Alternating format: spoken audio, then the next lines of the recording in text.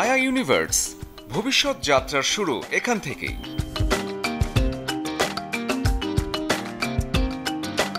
এ এক অন্য জগৎ, যেখানে ঢুকে নিমিষেই হারিয়ে যাওয়া যায় নতুন এক দুনিয়ায়। প্রযুক্তি আর কল্পনার মিশেলে তৈরি হয়েছে দুবাইয়ের আয়া ইউনিভার্স।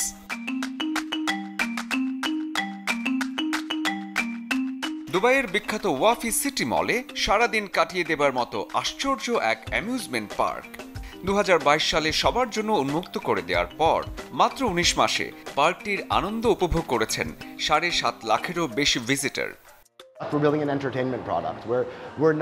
সম্পূর্ণ বিনোদনের জন্য আমরা এটা তৈরি করেছি। যারা এখানে আসবেন তাদের জন্য অপেক্ষা করছে জাদু আর বিস্ময়। দুর্দান্ত এক অভিজ্ঞতা অপেক্ষা করছে আপনাদের জন্য, যা আপনাকে বিস্মিত করতে বাধ্য।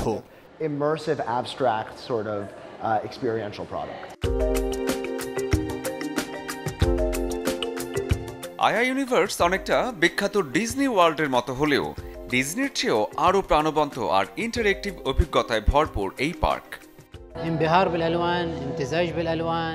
আমরা অনেক রং আর রঙের খেলায় মুগ্ধ হয়েছি।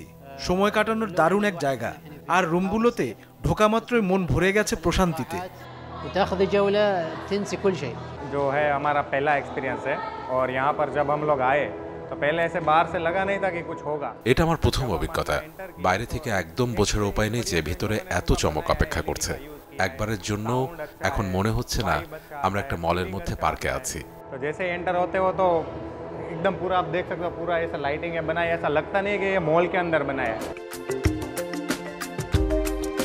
মিরর রুম, লাইট শো কিংবা লাইট গ্রাউন্ড, যা সাধারণের ভাবনায় আসার কথা নয়, তেমন সবই আছে আয়া ইউনিভার্সে। 40,000 বর্গফুটের এই পার্কে আছে 12টি আলাদা সেকশন, যা দর্শকদের অন্য মাত্রায় নিয়ে যেতে যথেষ্ট। প্রযুক্তি যেমন হাতের মুঠোয় এনে দিয়েছে দুনিয়াকে, তেমনি কল্পনা আর ভাবনাকে একত্র করে কতটা এগিয়ে যাওয়া যায় তা পরখ করে দেখতে অবশ্যই একবার হলেও ঢু মারতে হবে আয়া ইউনিভার্সে। শরীফুল হক, চ্যানেল 24।